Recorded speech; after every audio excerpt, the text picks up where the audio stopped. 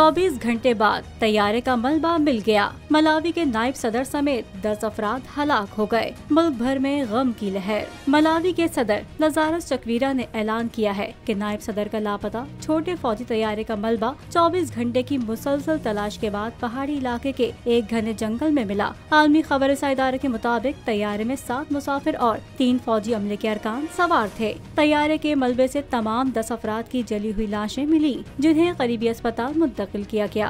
हादसे का शिकार होने वाला तैयारा डॉर्नियर 228 किस्म का ट्विन प्रोपेलर तैयारा था, जो 1988 में मलावी फौज को दिया गया था और ताहाल फौज ही के ज़ेर इस्तेमाल है।